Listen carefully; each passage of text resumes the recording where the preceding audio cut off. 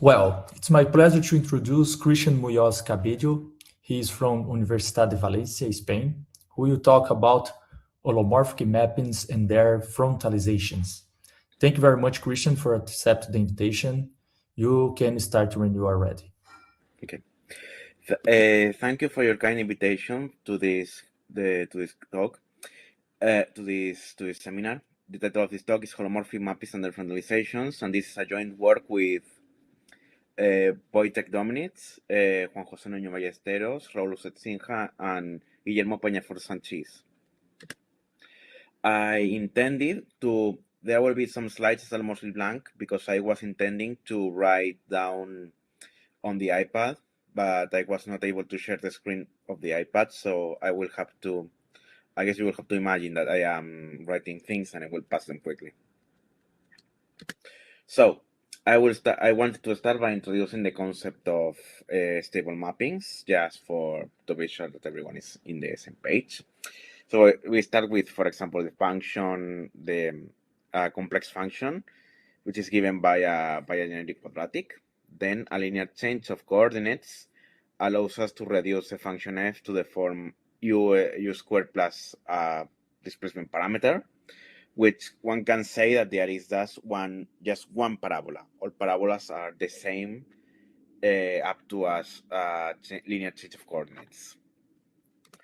This does not happen, for example, if we consider a generic cubic. We can apply a linear change of coordinates to remove the quadratic term, which is to say that in some sort of way the quadratic term is redundant, but the best we can do is to obtain something which has a cubic, a linear term, and then the displacement term. Then, as we displace the parameter t, we observe that the behavior of the mapping changes. For t less than 0, then we have three distinct critical points. We have a maximum, a minimum, and an inflection point. For t equals 0, everything just becomes an inflection point. And for t greater than 0, it just extends itself. The inflection point does not disappear, but the number of critical points has changed. This is what we understand by an unstable mapping. Then this logic can be extended to a more general setting of a mapping between holomorphic manifolds. We will say that f is stable at point x if for any one parameter family f sub t such that f sub 0 is equal to f. We can find local charts such that we can write f sub t. We can basically remove the parameter t using changes of coordinates in the source and target for a small enough t. This is what we had in the case of the parabola, right? We remove the linear term by simply taking a change of coordinates in the source and target. We can also try to count the number of pairwise distinct families which fail this condition for any t different to 0. This is roughly what is known as the codimension of the mapping. Well, of the map gen, because we consider it at a point. But anyway. Now, on the other hand, a frontal mapping, if we consider a cup of tea, which is not perfectly circular on the boundary, which has, oh sorry, I am hoping that you can see the cursor. But anyway, if the rim is not perfectly circular, and we toss sugar cubes onto the surface, then we will see how a series of patterns emerge. We have that the ripples will go to the boundary, to the rim. Then they will be bouncing back, and then they will have crossings and peaks, which will last there for a certain amount of time greater than 0. So in a certain sense, they are stable under our previous conception because they remain for a certain amount of time. Now, there in general, of course, there's lots of mappings that are not frontal. But in the case of frontals, we can also define a notion of codimension. We will see here that if we consider the mappings that are of the form x, y squared, and then one of these components, one of these functions. Then we can apply a transformation, we will talk about it later, to become a frontal map germ, and we will have that there is, in some sense, a conservation of the codimension. Here we have the mappings, these are known as the fold maps. We have the example for a certain K, and here we have the frontalist version on the right. We call the frontalization of the fold maps.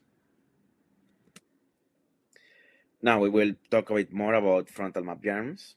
We say that a smooth map germ F from CNS to 0, with C to Cn plus 1, 0, with S being a finite subset on Cn, is frontal if there exists a germ of differential warm form. We could say such that the differential warm form does not vanish at any of the points, but taking pullback by F, it vanishes. And the image of such a map germ is also called a frontal. And we will say, that the frontal is proper if its singular set has codimension greater or equal than 1. This is mostly a technical condition. It's not really, the important thing is to understand. See, this is where I was going to write an example, but there is nothing. Anyway, what does this condition of having a differential warm form mean?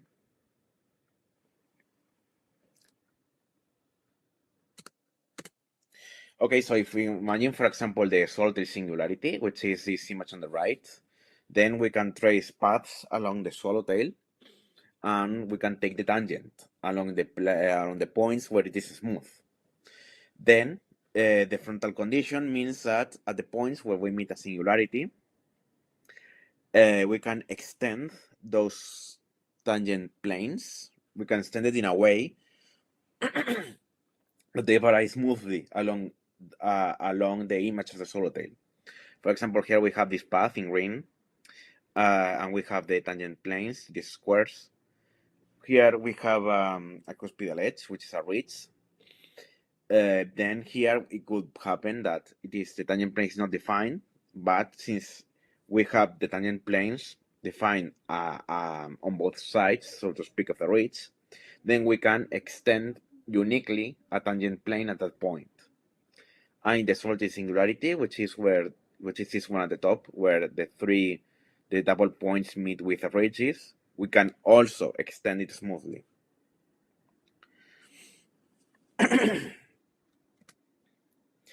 Now we have I forgot to add the references by hand, sorry. A result by Ishikawa says that a smooth map germ it is a monogerm, so S has to only contain 1 point. This is a editing mistake. Anyway, it's a proper frontal if and only if the ramification ideal, which is also known as the Jacobian ideal, which is take the Jacobian matrix, which is going to be n times n plus 1 matrix, then take the n times n binars, and take the ideal generated by all of them. Then we will have that F is a proper frontal if and only if this ideal is generated by one single function, which in this case is going to be one of the minors. It is going to be one of the minors because O sub n when it is just one, when S is just 1 point. It is not true in general, but when it is a single point, then the ring of germs of functions is an integral domain, then one of them must span the entire idea. Anyway. From this, we can deduce a more concrete form that if F has is a co-rank K map germ, so to speak, this is that it has this form, right? It has we have n minus k entries, which are just the n minus k first components. One could say that there is a part. Anyway, we have k functions, p1 to pk, and then q. Then this map germ is frontal if and only if the functions p1, pk, and q verify an expression of this form. This is that the partial derivatives of q with respect to the y and with respect to the y coordinates can be written as a linear combination of the partial derivatives of the p's with respect to a number of functions mu, which are the same for each partial derivative. If we allow the mu's to change when we change the partial derivatives, then it is not guaranteed to be a frontal. But if they all share the same mu's, then it is going to be a frontal. Now, since the nu sub x's are different to 0, f and nu induce a map germ tilde f, which goes to the projective cotangent bundle given in coordinates near x by this expression. Okay, we put f and then we put nu. Only that we omit one of the coordinates, which is one coordinate that we know for sure that it's not going to be 0 in a neighborhood of the point x. And then we divide by that coordinate. This gives us an element this means that we have a projectivized we have a line of covectors.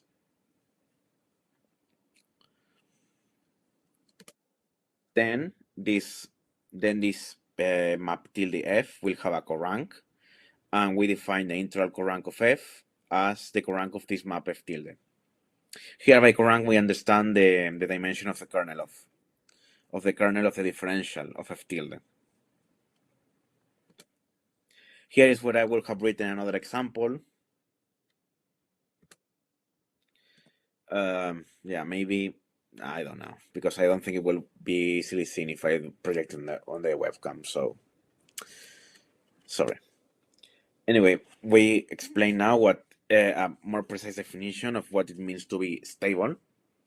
Now, two map germs Fg are A equivalent if and only if we can find diffeomorphisms phi on the source and psi in the target, such that G is equal to psi composed by F and composed by phi minus 1. This is basically that F and G are the same up to a change of coordinates in the source and target. Now, we have a result by Arnold that says that if F is frontal and G is A equivalent to F, then G must also be frontal.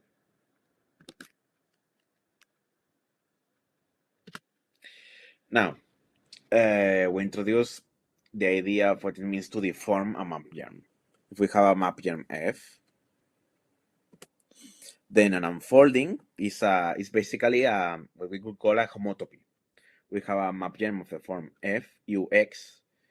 In the first, U can be, let's say that it's an element in CD, right? So its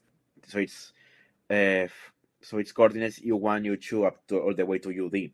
Then we have the U1, U2 all the way to UD, and then a deformation, what is called a deformation of F, which is a deep parameter family of map germs, such that when the parameter is set to 0, we recover the original F. In this example, this will be, here we have the deformation of the cusp singularity, which is that the cusp is given by f of x equals x squared x cubed. If in the second component we add a term u times x, then for u greater than 0, we have this. We undo the singularity. And for u less than 0, then we have a loop. Well, technically speaking, this is all in the complex case, but I am taking real images because I cannot really draw this in the complex case. And the unfolding will basically be putting all of this together, and it will give us a surface where on the one hand we have some sort of horn, and on the other side we have something smooth. Now, what happens if we try to apply this these theory of frontals. Okay, so the thing about frontals is that they can be seen as some sort of a microcosmos between the, let me see if there is text here, no. I wanted to write in here, but oh well. The thing is that frontals can be seen as some sort of a microcosmos. All frontal map gears are smooth, but as we will see, the things that usually work for smooth map germs in general, what we call the affinite map germs, they don't really apply to frontals because affinite are usually not going to be frontal, and frontals are going to be something what we call the they are going to become basically some sort of they are not going to be affinite, which is going to mean that many of the nice results that we have for affinite map germs no longer apply to frontals. So we kind of travel into a different world that is governed by, that seems like the everyday world, but it's governed by different rules. So we say that f is stable if given an unfolding big F of f, we can find unfoldings big phi psi of the identity, which are diffeomorphisms, which means that we have unfoldings and they are diffeomorphic, and such that we have this sort of equivalence-like expression. The difference is that this is stronger than the equivalence because before we allowed big phi and big psi to be any diffeomorphism, but now we want them to be unfoldings of the identity. This is basically because we want to fix the base points. Anyway, on the other hand, we say that a frontal F is stable as a frontal or F stable. The definition is largely the same, but we now ask that the unfolding is frontal. Okay, the unfolding is now going to be frontal, and now the big phi and big psi are the same. So the difference is that instead of considering any old unfolding, we are going to take only unfoldings that are frontals all across the parameter space. So for example, the previous example we gave, this will not be a frontal unfolding. Why? Because when we cross this threshold, like for u greater than 0, then it is frontal. For u less than 0, it is frontal. But when we glue them together, then something fails at the u equals to 0. So this will not be a valid unfolding. This will not discredit. You will see that the cusp is stable as a frontal, even if it is not stable as a smooth map germ. And here we have a bit of a mix. So the one on the leftmost side, which is Getaco, this is the folded wing umbrella. This is stable in the tradition. This is stable, not frontal. It's not frontal, but this is stable. Next to it, we have the swallowtail. This is stable as a frontal, but it's not stable. Then the cuspidal edge. This is stable as a frontal. Because the one unfolding from before, it's not allowed because it's not frontal. Therefore, it is every unfolding that is also frontal can be what we call trivialized. It can be reduced to just F. Here we have the folded wing umbrella. This is the result of applying a procedure called the frontalization to the wing umbrella. But we see that here we have a ridge. This one is a frontal and this is stable as a frontal. Here we have the transverse intersection of a cuspidal edge with a plane. This is a frontal, and it is stable as a frontal, but this is not stable because one of the branches, right? One of the branches is not stable. Therefore, it cannot be stable. And the last two are the transverse double point, the intersection of two planes, and the transverse triple point, the intersection of three planes, which are both, the rare case where we have something that is both stable and stable as a frontal because they are frontals. Any immersion is going to be frontal. So we want to give a more precise notion of what it means to have a different number of a different number of distinct deformations that are not trivial. And we also want to give a criterion to know when something is stable or stable as a frontal, because computing it by hand is rather hard. So we define the space of infinitesimal deformations. This is simply that we take deformations of f and we do the derivative with respect to the parameter. They are deformations in one parameter. We derivate with respect to that one parameter, and then we set the parameter to 0. This is basically like taking the linear part of the deformation.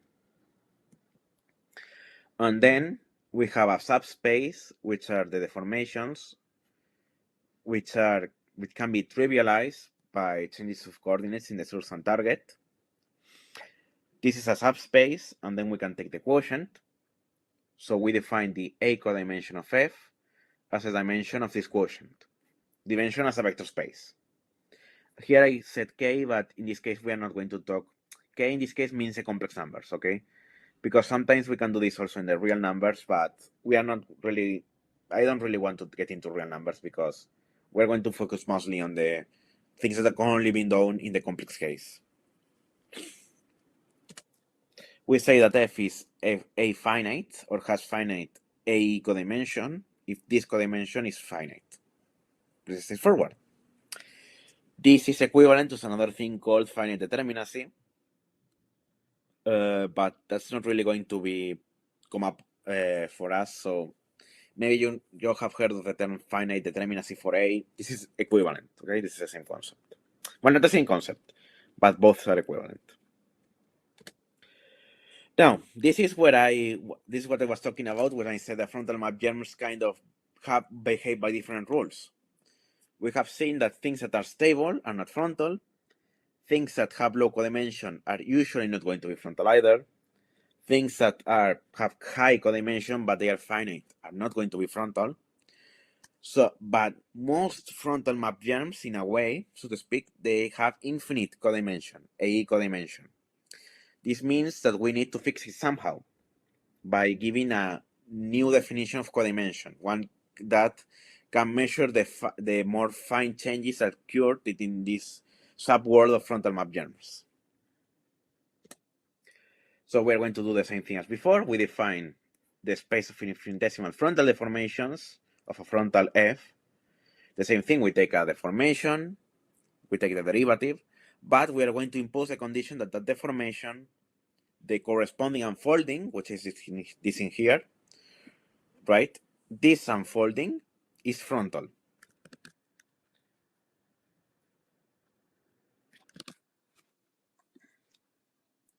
This is because, for example, this will give us, because if you recall, we had before the deformation of the cusp that we set at the start. That one will not be valid. That one will not contribute to this space here.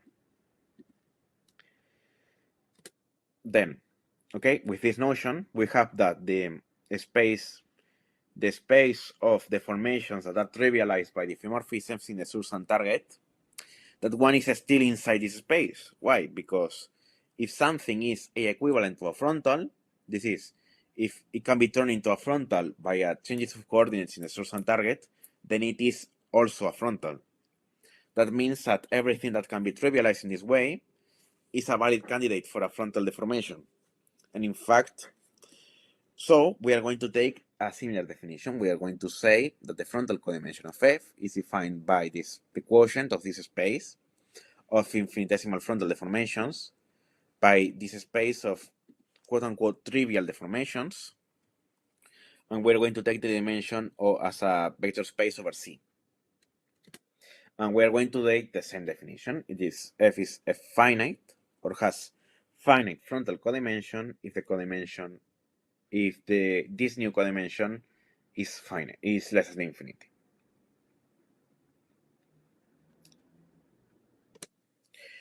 So, how do we use these definitions? How do we use this definition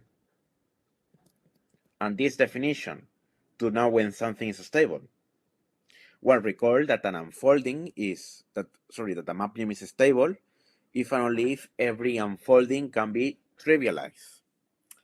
Then it it seems reasonable to say that when this quotient is only the zero vector, that is that the quotient has dimension 0, then it should be stable. And that is exactly what happens. This is a theorem by Matter that says that the map GenMF is stable if and only if its A codimension is 0. And then a theorem that Muñoz-Cabello, Orsotsin and I proved is that similarly a frontal map GenMF is F-stable if and only if its frontal codimension is 0.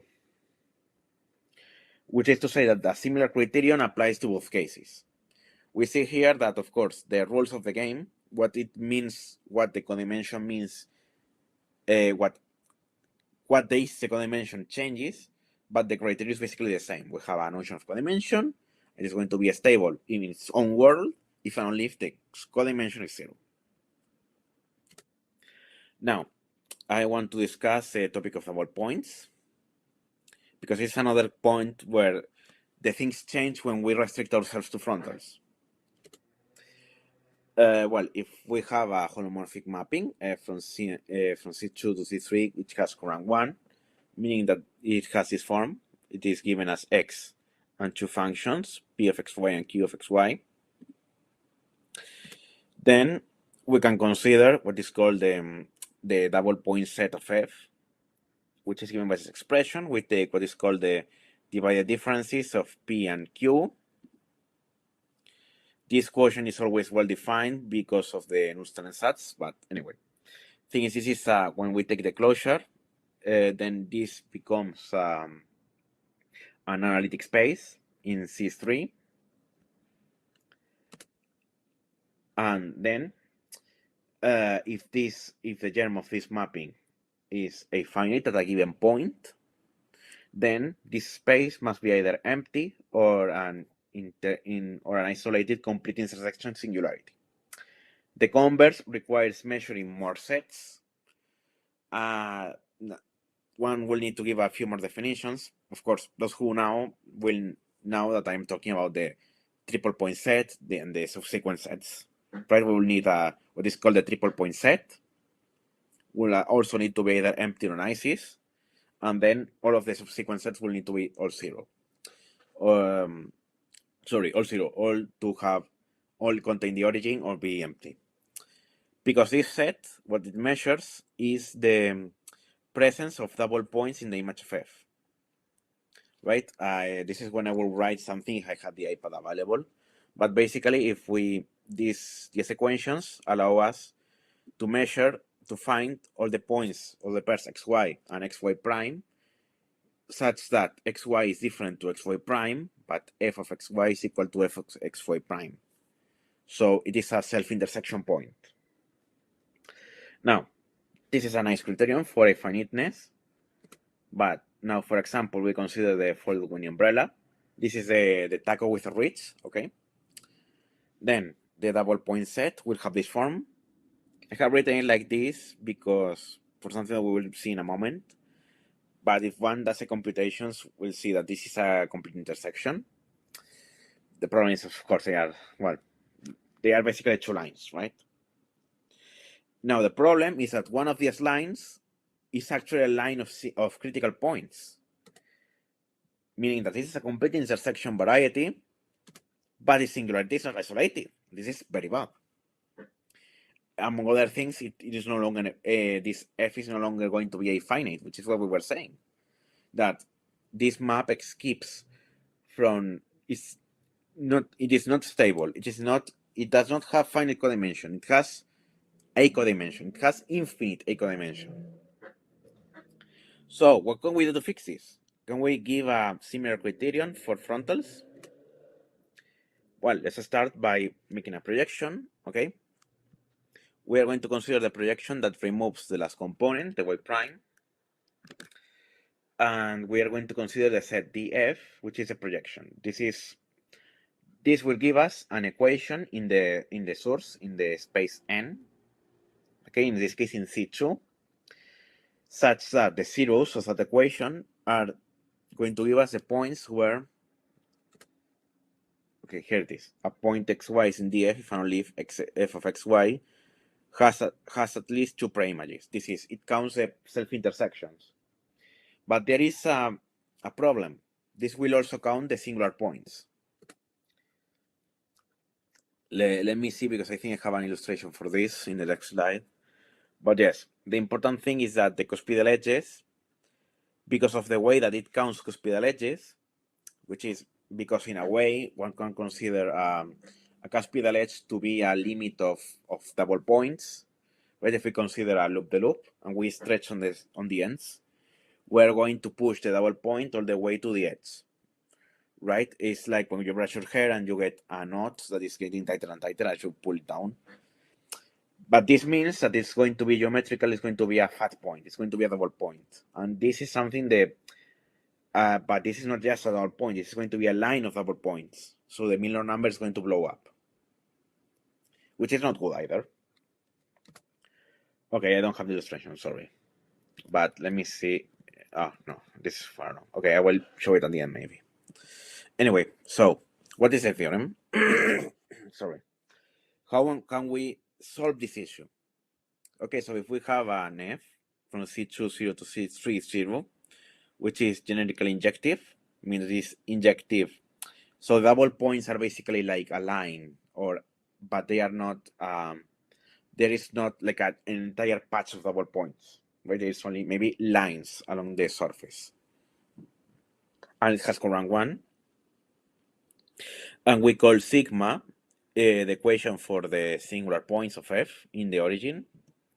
Then the equation for df is going to be in the form tau times sigma squared for some tau in O2, which is to say, some tau which is a Yermov function in 2 variables.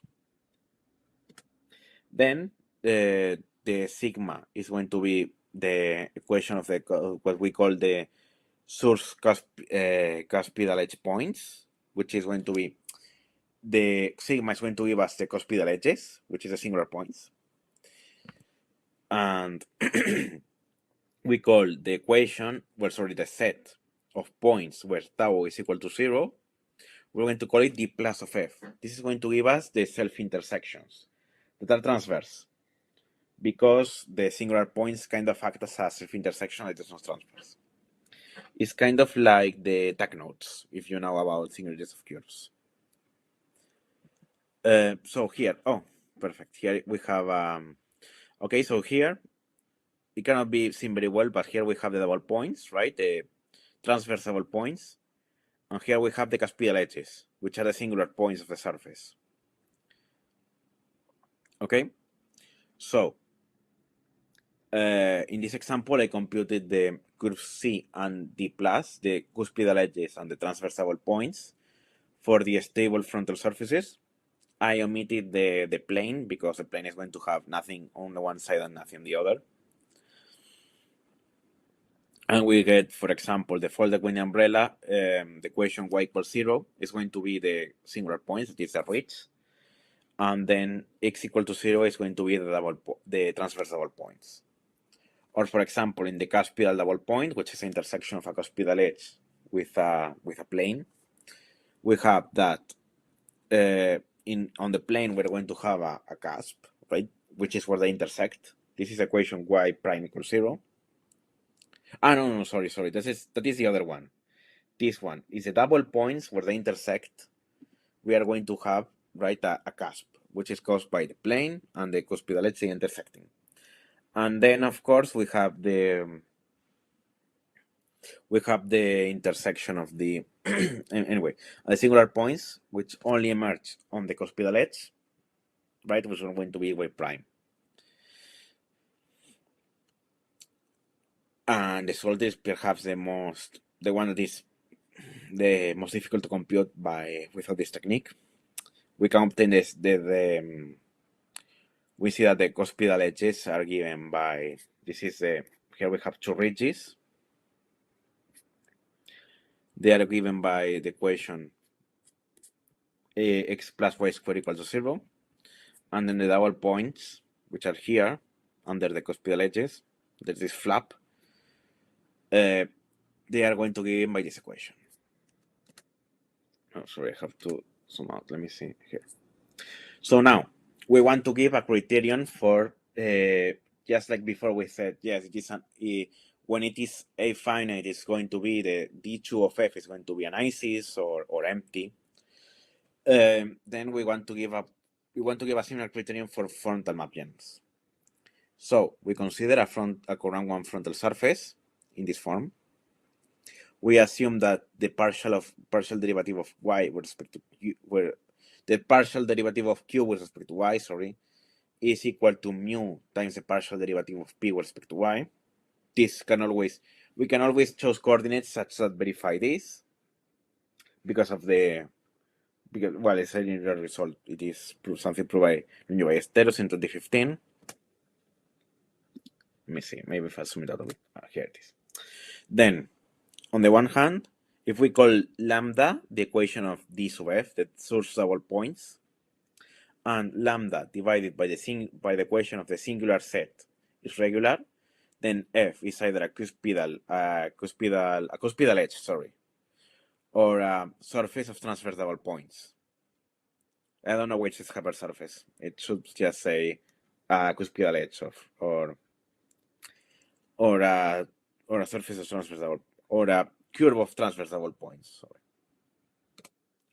Now, if f is finite, which is to say that the preimage of 0 is 0, okay? The preimage of 0 doesn't have accumulation points, basically. And the equations, the partial derivative of this mu with respect to y, and the singular set only have common zeros at the origin. This is mostly a technical condition, because we need to apply a certain lemma. Anyway, it's just a technical condition. Then f is f finite as a frontal. If and only if finite as a frontal has finite frontal codimension, if and only if the critical set of this quotient is an isolated subset of C2 0. This is basically because outside of the origin we only have stable singularities, but as we saw in the table before, if we multiply the equation for the cuspidal edges by the equation of the transverse double points, we only get things with isolated singularities. Sorry, we can only get not isolated singularities. We get something that is in fact regular. Basically removing this square in a stable case causes it to no longer have in the finite codimension case, it only has a isolated critical point. Now, we talk about the image and frontal minor numbers, and I think I should be speeding up a bit. So we have a finite map germ. A holomorphic one parameter family is an A stabilization if it is stable for a certain, if f sub t is stable for a t greater than 0, small enough. Then if f has corank 1, it means a stabilization. This basically means that f sub t is eliminated the points where it is not stable. Okay? Then it will happen that if we consider a stabilization of f, then we can find a certain we can find epsilon greater than 0, such that the image of f, of the image of the stabilization near the origin, is going to have the homotopy type of Aukev spheres. This means that near the origin we have a number of spheres, and the number of spheres does not change when we take a different stabilization. This was proved by, I think it was proved by Mond. Then Le generalizes it for a broader case, but anyway, we call the number of spheres that emerge in this arrangement the image Miller number, and we denote it as mu sub I of f. Now, for frontals, one would expect that we need to change a bit the vocabulary, but roughly the same thing should be happening. So we take a finite frontal map germ. Then we do the same thing. We consider a one parameter family of frontal map germs, and we will say that this is a frontal stabilization if the corresponding unfolding, which is this one, is frontal, and when we take t greater than 0, then we remove the points, the frontal points that are not stable. Again, in Corang 1, this can always be done. Okay, we can always find a stabilization. Now, the same result happens, that if we take a stabilization, then for a t greater than 0, then around the origin, we will have that a number of spheres emerge, and then the number of spheres does not depend on the frontal stabilization. So we call, in this case, we call the number of spheres the frontal minor number of f, and we denote it as mu sub f of f. These both are kind of some sort of like trying to bring the concept of the minor number to map germs, because frontal map germs are generally not finite. It is not guaranteed that we're going to have a stabilization, an A stabilization. So we need to do a stabilization within the realm of frontal map germs. Oh, and okay. I did not say that in this case it needs to be a finite. And in this case it has to be f finite. Okay. Now, given a Corang 1 a finite f from C2 to C3, we have a formula to count the image minor number. If we have this formula, we count the image minor number of the double points. This is the same thing. We project the D2 space. We take the minor number, then we add the number of folded wing umbrellas in a stabilization, -1. This is going to be an even number, so we divide by 2, and then we subtract 2 times the number of triple points in a stabilization. In the frontal case, the formula is a bit more complicated, but the spirit of it remains the same. The difference is that here we have, in the stabilization, we're going to have to count more singularities. And instead of considering all the double points, we know that the minor number is going to blow up. So we instead only consider the transverse double points, which in spirit is a frontal version of the double points anyway, because we are not going to be considering the singular points. Anyway, we have now we come to the main topic. We only have, I'm sorry, I'm a bit short on time, but this is the main topic I want to go out. Now, if we consider a fold map, we take this form, then we can define a frontal map germ by multiplying the last component by y squared. Then we have that f is finitely a finite, okay, finitely determined or a finite.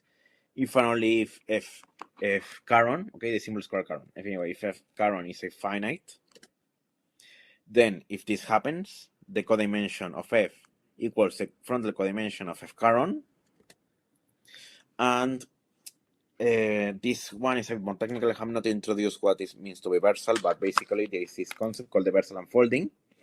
What matters is that if big F is a miniversal unfolding of F, if and only if F caron is a miniversal and frontal unfolding of F. This means that this process of multiplying by y squared has allowed us to bridge the gap between the two worlds. So one then wonders, okay, can we do this for, well, we always do this, and how can we do it? And in the case of surfaces, we have that the double points of F are the same as the transverse double points of F caron, and the image minor number of F is equal to the frontal minor number of F caron. This is what I would have written the proof, but I don't have the iPad. The proof is brief. Basically, this number of points is equal to this number of points. This is going to be 0 because fold surfaces don't have triple points. In a fold surface, this is 0, this is 0. And because this is equal to this, then the final result is that they coincide, okay? That's what it was going to write. Now, I think I am a bit short on time, so, well, we'll see. I will try to, I have like 10 slides content poses. Anyway, so if we have a analytic space of pure codimension 1, so for example, a hypersurface, and we consider the regular points of F, then we consider this map, which basically what it's going to give us is to a regular point, it assigns, basically we can see it as assigning it the tangent, its tangent space, okay? Only that since instead of assigning the tangent space, because it is going to be a hyperplane, we can instead assign the covector that makes it 0. The information is equivalent. And we projectivize. Then this will give us a space. The image of this map is going to give us a subset of this space. We take the size closure of it, and we call it the Nash blowup of Z. Sorry. Okay. This is in fact, well, in the case of frontals, this actually counts as a blowup. Okay, one can do resolution of singularities using this, and it verifies the universal properties of blowup. I'm sorry that I am going fast, but I don't want to exceed my time. Anyway, the thing is that analytic mapping F from X to Z with X smooth is frontal if and only if this diagram commutes and the projection from the Nash blowup Z to Z is finite. Okay, we have that. Here we have an emerging arrow, which is the F tilde from before. Okay, they are equivalent. Anyway, this means, with this proposition, it means that if we can somehow take an analytic mapping and then compose with another mapping that allow us to create a diagram like this, then we can define what it means to assign to a map germ F a frontal map germ. So, in which conditions we can find? Okay, so if F is an analytic mapping, we check smooth, and we consider a mapping caron C from Z to caron Z, which is simply a finite, generically one-to-one mapping, such that pi from the projection from the Nash blowup of Z caron to Z caron is finite. Then the composition of F by Z caron, by C caron is frontal. Okay, this is because, let me see, okay, it doesn't say it, but this is because by composing with C caron, we get this diagram again. So we can apply this proposition. And we define the frontalization of F given by C caron as F caron, which is a composition, okay? And let me see, I think we are almost done. Okay, we have 3 minutes. Let me see if I can keep one example of how one finds the C caron in a real life example, okay? Here we have the H2 singularity of Mond. Then we choose we write P of xy as xy plus y5 and Q of xy equals yq. And we want to find the function H from C xyz. These are the coordinates in C3, such that P sub y divides the partial with respect to y of H composed by F. This is going to mean that this is going to be that if we replace y cubed by H composite F, then the resulting mapping is going to be frontal, okay? By the chain rule, the right-hand side is equal to this. This first part is divisible by Py, trivially, so we only need to focus on this part.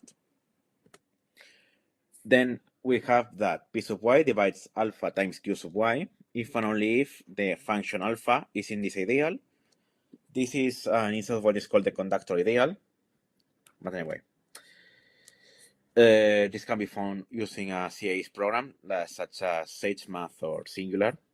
Then, if we write alpha of xy as a of x, p of xy, q of xy, which is to say we write alpha as some function a composite f, then the desired h, this a is going to be h sub z, the partial derivative of h with respect to z. So what we're going to do is to integrate with respect to z. Okay, so we compute the pre-image. We try to write this ideal in terms of the coordinates x, y, z in the target. We get this ideal. This is nasty, but it is an ideal. It is a finally generated ideal. So, for example, choose the first one. Okay, this one, 4x squared by 25 plus 25y7. Then we do the integral. I will multiply by 2 to not have to divide by anything, okay? And then we have, this is our candidate h, okay? Plus some function set because we're only zeta, because we're integrating with respect to one variable. Hence, a frontalization of f is going to be given by x, xy plus y5, and h. This is going to be the final result, okay? This is kind of what we would call the frontalization of the H2 singularity, given by this function h, of course. And this is in fact a finite. We can check it because it is a. Oh, sorry, I'm a bit overboard. Anyway, we can check it using the criteria from before. Remember that we had the double points. Then this is f is a finite if and only if. Okay, with that we can check that this is in fact a finite. I do not know yet the codimension, but I suspect that it must be something 2, 4, 6. Anyway. So sorry for speeding up at the end. This is the H2, and this is the H2 frontalized, okay? Just to have, and it cannot really be seen here, but here we have a few ridges, which are the result of the frontalization process. And that's what I wanted to say. Thank you very much. I'm sorry for going overboard with time.